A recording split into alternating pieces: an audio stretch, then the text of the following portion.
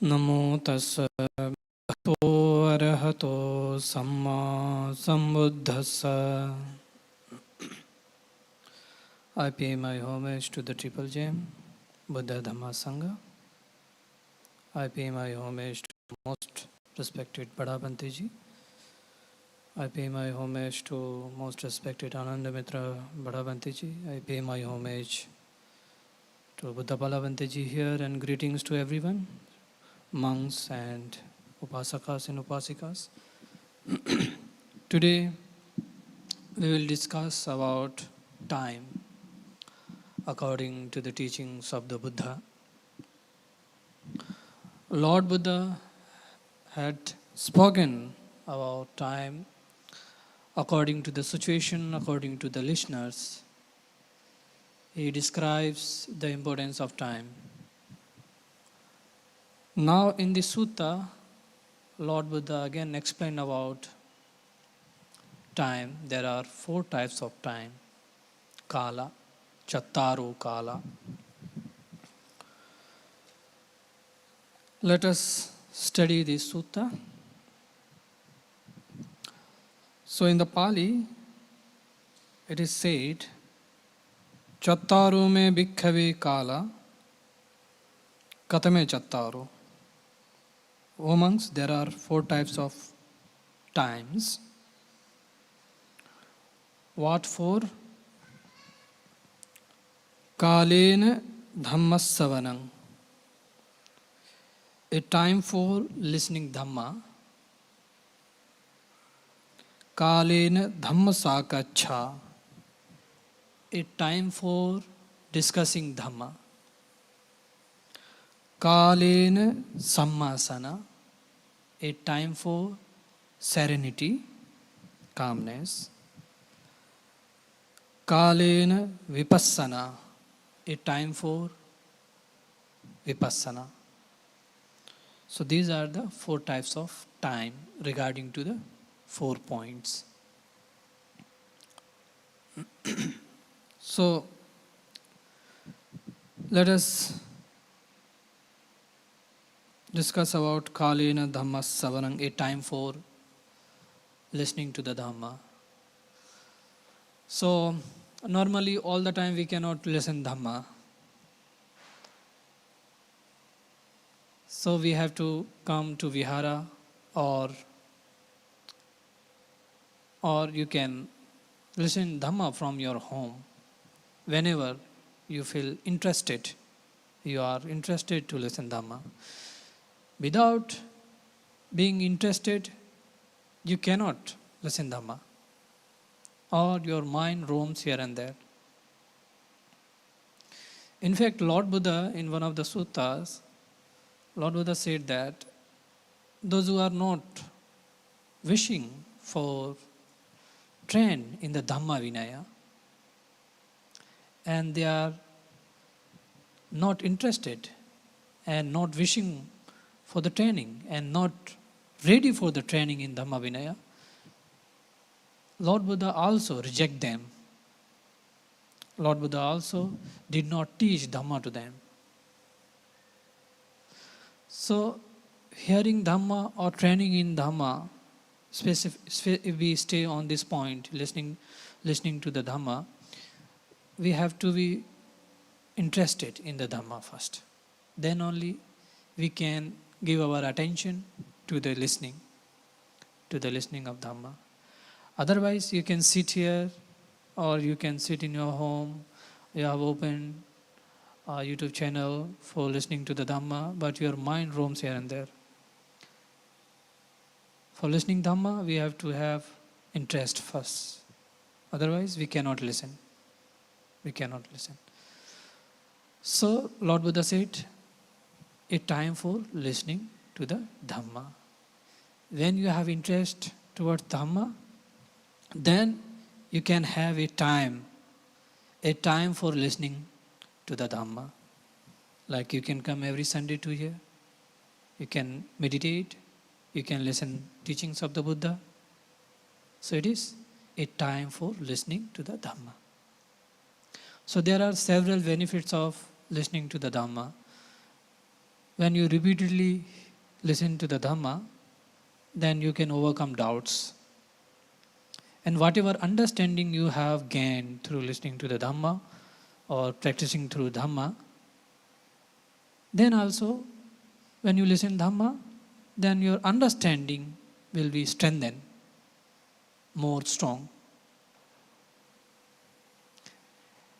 So this is the benefit of the listening to the Dhamma. There are several benefits of the Dhamma.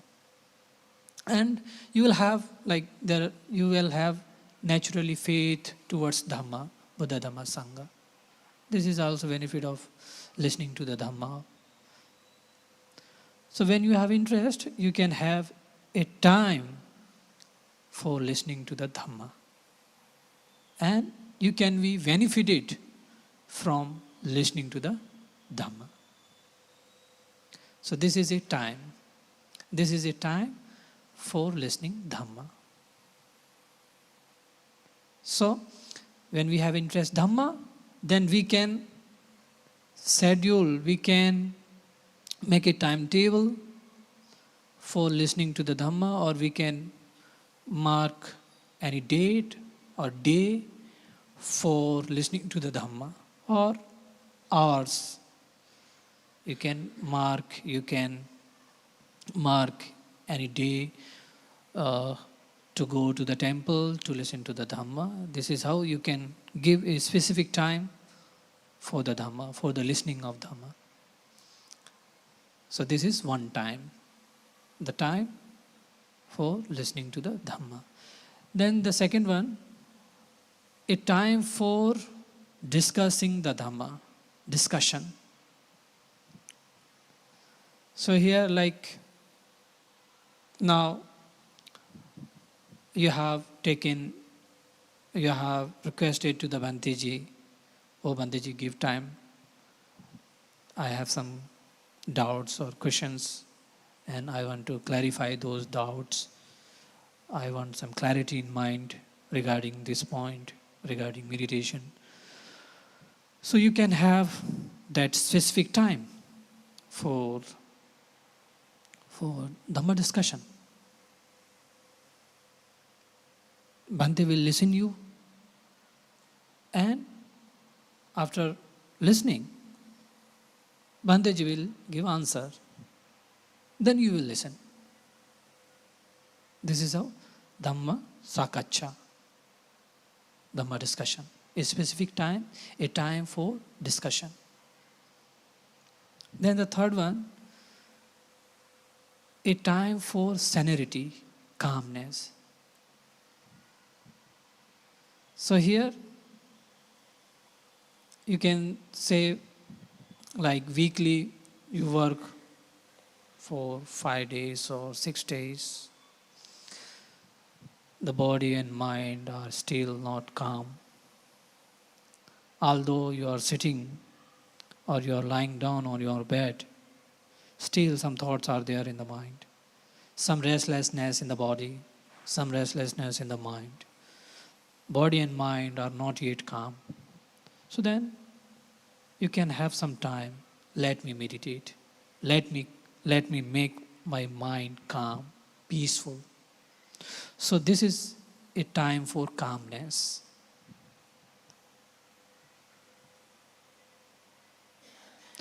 Then the fourth one, Lord Buddha said, a time for vipassana. So you can check your own mind, your own morality, if they are perfect, if they are good, if you are good in the sila, if you are good in the calmness, then you can also do vipassana. Then you can have time for vipassana. A time for vipassana. There is another way to understand a time for vipassana. Like, you have been in the Dhamma for a long time, and now the urgency of being born again and again is occur in your mind. You can see some dangers of being born again and again in the samsara, and seeing some old age people, some sick people, some dead bodies. Now you are thinking about birth and death. This is something which goes on continuously. So then you can decide, let me do vipassana. Because seeing this, you can determine your mind, you can determine that now it is a proper time to meditate, to see this reality and experience and explore within the heart, within this body and mind, to see the change with my own eye, with the eye of wisdom. So this is the fourth time, a time for vipassana. So Lord Buddha has given many suttas where he advised to practice samatha and vipassana. And also he asked to practice sometime vipassana alone. Not sometime, in one of the suttas specifically, he mentioned in, I forgot that name of the sutta, Susima Sutta from Nidhana Samyutta. Although he did not use word vipassana, but it is a part of Satipatthana practice, Chittanupassana. Then he further went to teach about impermanence, non-self, and dukkha. Then he went into the depth and he teaches the dependent origination. And then you able to experience dependent origination, then one can overcome, one can exhaust the four asavas. And this is how one can realize Nibbana, one can realize different stages of enlightenment. In fact, Arhanta. So, understanding Dhamma clearly, having faith towards Buddha Dhamma Sangha, you can divide, you can mark your calendar or date or a specific day for these four types of time. And you can apply Dhamma in your day-to-day life. So with this short Dhamma talk, I conclude here and I share this merit with our late teacher, Most Venerable Bhadabhanteji, Acharya Buddha Rakhitabhanteji, and I share this merit with all my departed relatives. I share this merit with Buddha Balabhanteji and all other novices here, with all devotees, with all the visible and invisible beings. With this, I conclude here. Sadhu, sadhu, sadhu.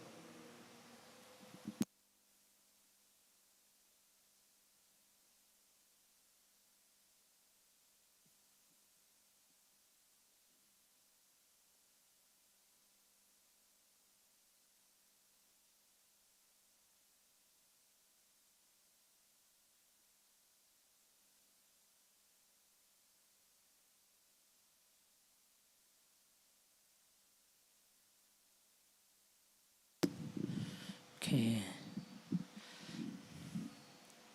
So, Bhante mentioned about time, kala. You know what is the word, Pali word for death? Kala kato. Kala kato means time is over. Whose time is over. So our life is time. It's a time, maybe 30 years, 40 years, 60. And also, our life, our day is 24 hours, you see. So, how we are utilizing our time is very important. How we are managing our time is very important. And I always tell people to have a routine. Even Buddha had a routine. Buddha's life was structured. At least the daily routine was structured. It was not haphazard. You see. But in today's time, we are, and most people in society are haphazardly using their time. Say, the sleeping time, the eating time, as simple as those things, and other time as well. So time to be fruitful or beneficial, it has to be well structured and well utilized.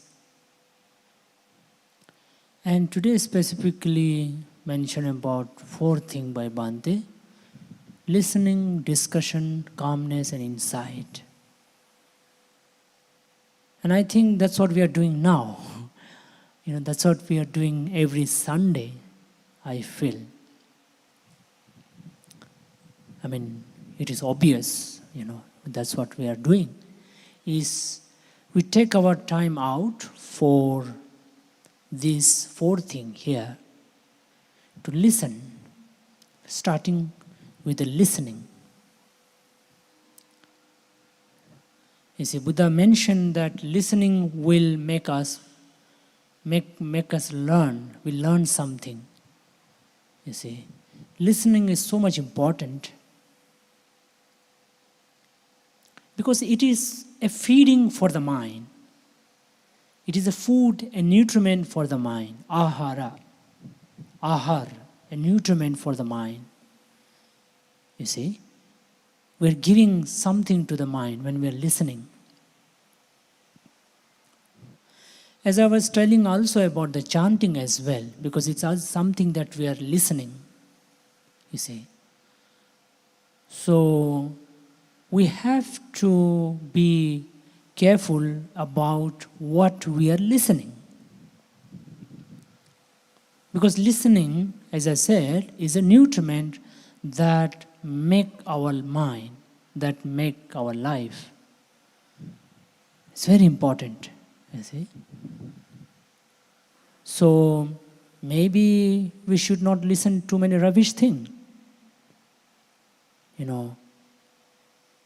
We should avoid listening to a lot of rubbish things, a lot of things that makes our mind agitated. You see. And at the same time, we have to listen something that makes our mind calm and peaceful. You see, that we have to really see what, listening to what makes us happy, makes us joyful, makes us clear. Insight, as Bhante mentioned, insight makes insight to grow, makes clarity to come in our mind.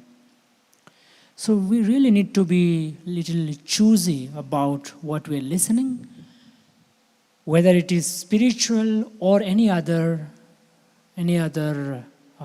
topic, you see. So, there may be many who are just talking, maybe people are talking in a very impressive way, right? Sometimes we are listening to something just because it looks very impressive, just because it looks very attractive, and we just listen. But we really have to see when we are listening, how it is impacting our mind, how it is affecting our mind, how it makes us feel, you see. So it's very important, In fact, Buddha said in one place that it is better to listen a one word than to listen 1,000 words. You see, if you're listening all kinds of thousands of rubbish thing, then your mind becomes rubbish. You see, it's like a junk food that you take in. Maybe once in a while junk food is okay, but it's not good on a regular basis. It's not good on a daily basis, the junk food. So also, the listening is also a food. It's actually a food for the mind. And then secondly, Bhante mentioned of discussion, discussion. So discussion is something also involves listening, but also where we are, we are sharing our thing and we are listening from others' view, perspective, point of view. It's also very important, because it makes our listening more evolved, because simply listening is also not just helpful. You need to go a little further by discussing, because discussion gives you a lot of clarity. Also, when we listen, sometimes we misunderstand. We get the half, but when we go a little more with discussion, then it gives us more clarity. And then comes the calmness, the time for calmness, I think, which is meditation, where we just sit without any activity. I think it is also very important for all of us to have some time every day dedicated for a time of just not doing anything. In other meditation, in other word, at least the calmness meditation, in other word, is nothing but just not doing anything, just giving a rest to the mind. You just give a rest to the mind. So, therefore, this kind of meditation is a time of calmness. And then when your mind is calm, in meditation we do a very simple thing, right? We just observe the breath. We don't do too many things. Because if we start doing too many things in meditation, then mind becomes agitated. The mind becomes more restless. So it's very important to make our meditation more simple. In fact, the life in general, we have to make our life in general more simpler, more less complicated. So meditation also, just the breath meditation, can make our mind calm. Then when the mind is calm, there is insight, as Bhante mentioned about anicca, dukkha, anatta. So insight is, vipassana is an understanding, clarity that arises within your heart. It's like you're listening, of course it makes you a little peaceful and there is some clarity. You discover with discussion more clarity. In meditation, when the mind is calm, you get some more clarity. But then after that, you reflect on the impermanent, because time also is changing. This changing is something we need to focus. Because there is always change happening in our life, from birth to death, whether it is feeling, whether it is thought, whether it is habit, whether it is our own body, there is a change. And lot of our experience comes from the changing nature of life. The changing, the changeability, because of the change.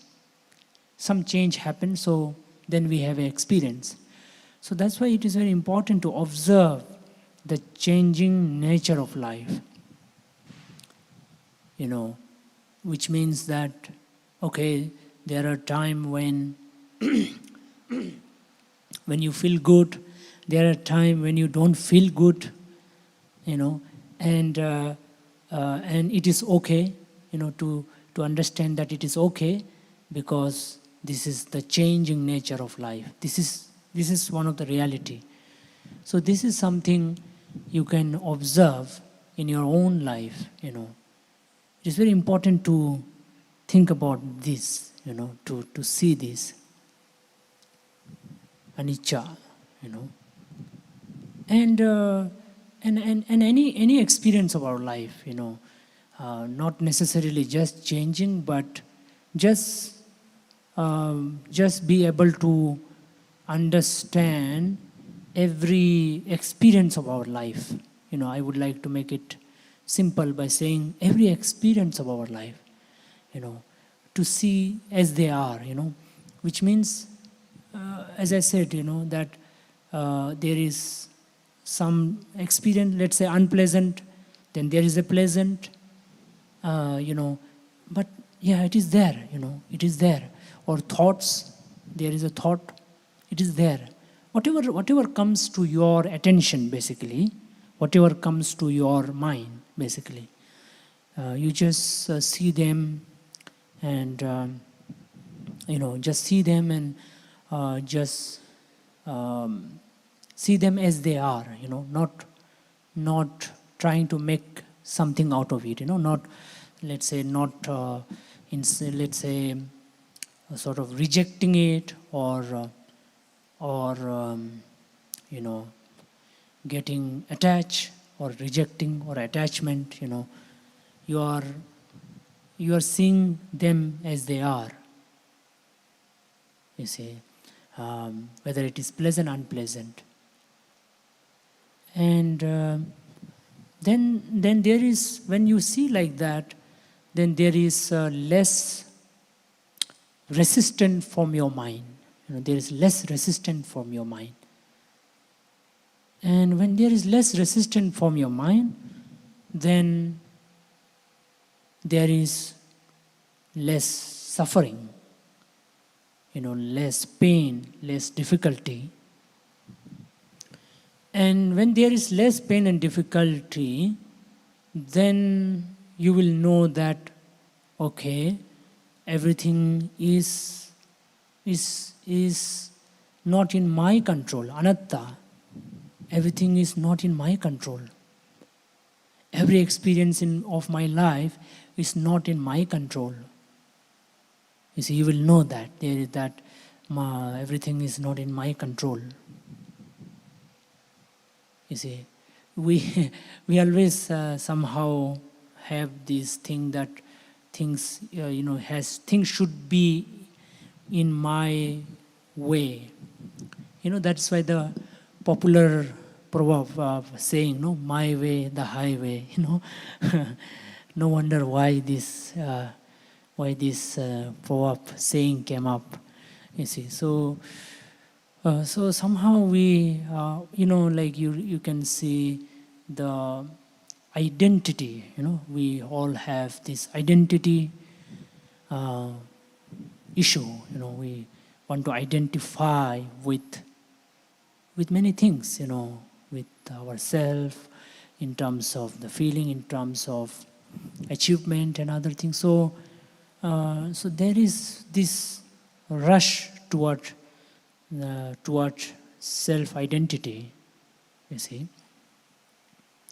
But when you are in a calm state of mind, when you listen, when you listen, you know, right? There is some level of knowing, at least by listening, though it is not the only way, right? That's why we have meditation in Buddha's teaching. Because if there is no meditation, a lot of time people are just, you know, listening, talking, and discussing. That's it. You know, so there is no much depth there. What we call intellectualization. You know, we just intellectually discuss, academic way or whatever way. So we do listen, we do discuss, so we get some clarity to some level, but then we meditate so that that clarity can go, that knowing can go a little more further. Then once the mind is calm, then it goes further by seeing the changing anicca. So seeing the change is something that we generally don't think much about, but that's what the Buddha's discovery. Do we ever think about it? We don't, right? We never think about changing. Why we should think? Nobody would think about it, right? Right now I also feel, why we should think about impermanent, why we should think about change. You see? Because we are so busy in our life, we don't think about change, right? But this Buddha this is the discovery of Buddha, that changing should be seen. The nature of our life is changing. Everything is changing. Inside of us, outside of us, around us, there is some change happening. In the mind, outside the mind, in the society, in the culture, everywhere there is change. Change. Changing.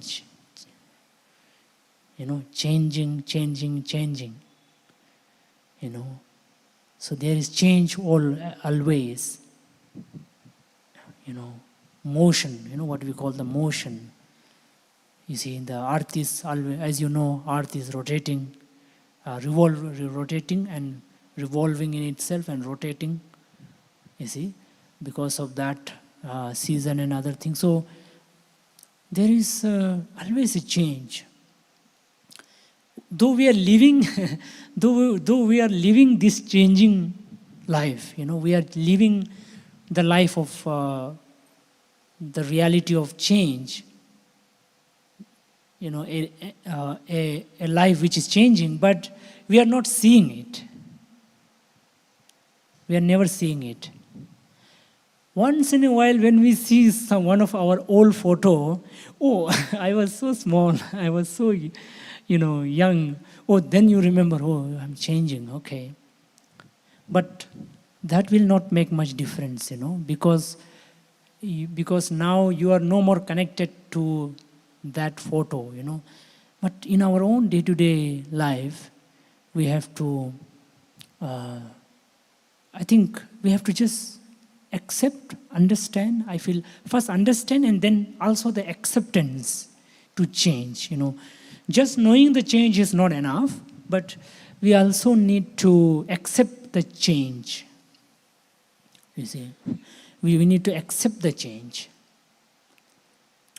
You see, so then there is then the next one, which is suffering. There is no suffering, and then you don't hold on to anything. I think within anicca there is dukkha and anatta. I feel they are all one. I feel it's all start from the anicca, which is change. So when you don't see and accept the change, you are suffering. And because you are suffering, you think more of self.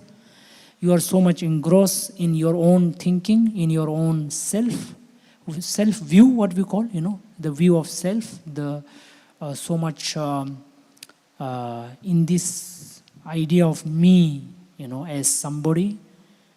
And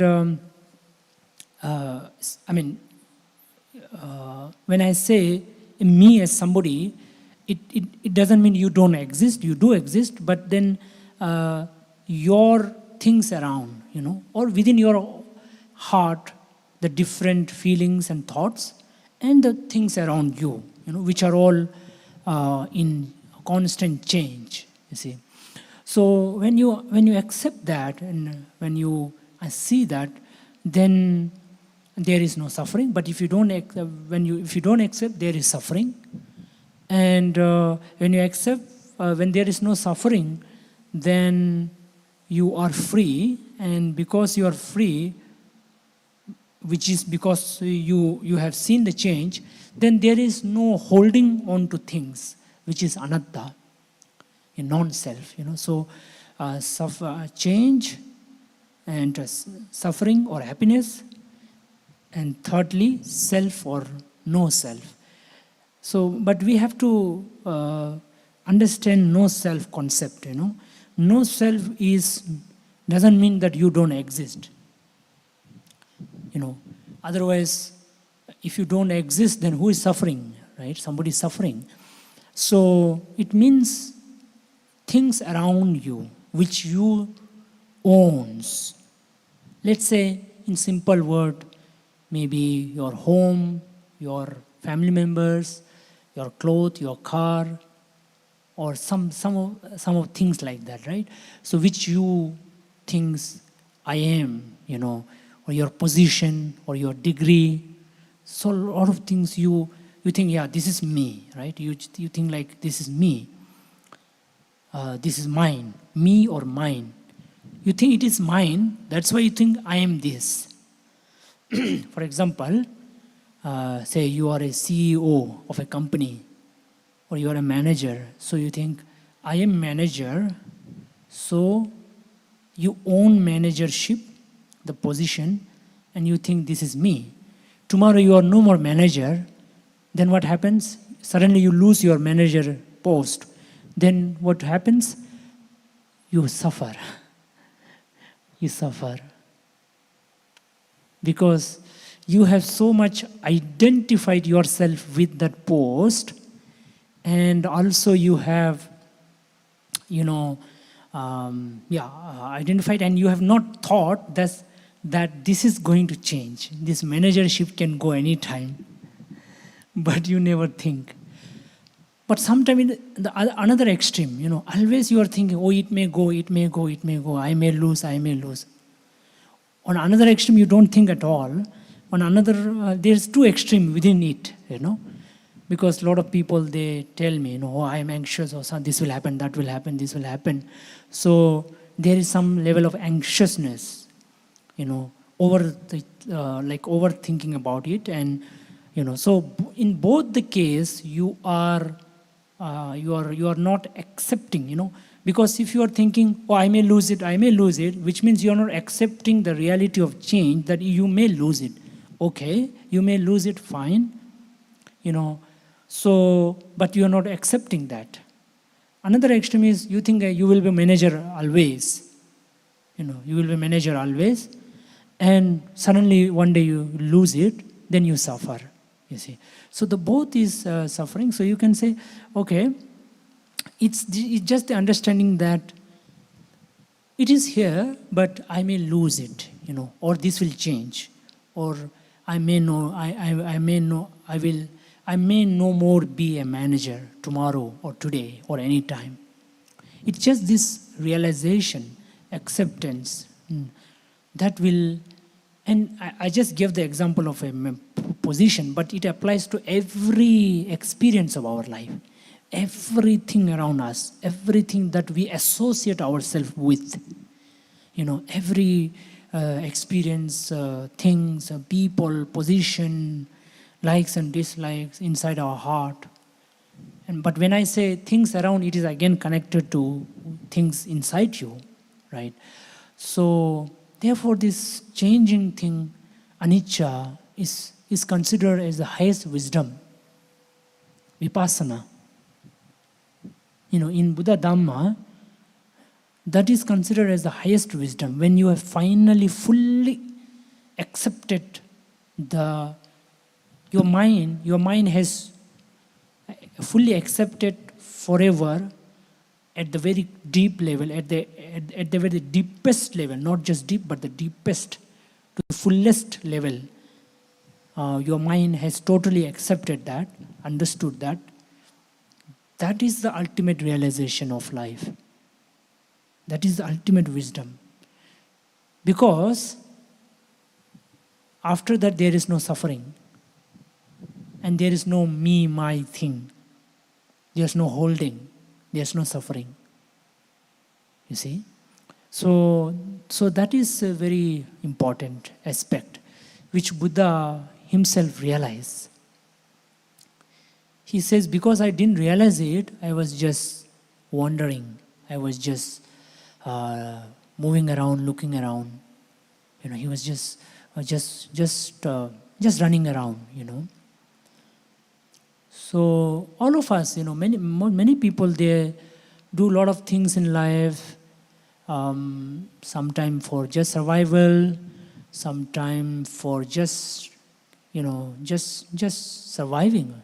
I mean, in the sense, surviving, I mean to say, for essentials, daily essentials. And some people, they just do just because they have to spend the time. They may not have to do because they have every essentials needed, but then they have to engage and use their time. So, and some people do out of to find, just explore, what they call exploring life. Keep on exploring. But Buddha is saying that all these things are there. All these things that people do are something which will eventually disappoint that individual, everyone. But just be able to know this nature of the reality of change, anicca, that is the ultimate. That solves everything. That just settles everything, basically. It just settles down everything. That's just the ultimate. So, but it is difficult. It is very difficult to do that. And for that, you need to listen again and again. You need to discuss again and again. And you need to meditate. And then you need to see, reflect. You can say reflect. You need to reflect on this reality of change. The change, the changing. Just the change. So, so this is very important teaching of the Buddha. Okay, so we conclude. We come to the conclusion of today's program, and next Sunday we have a big event coming up at 11 o'clock, 11 to 1. We have a program called Kathina Chivara Dana Ceremony, which is an annual robe, cloth offering to the monks after the 3 months of rainy season, when the monks spend time in the monastery without traveling.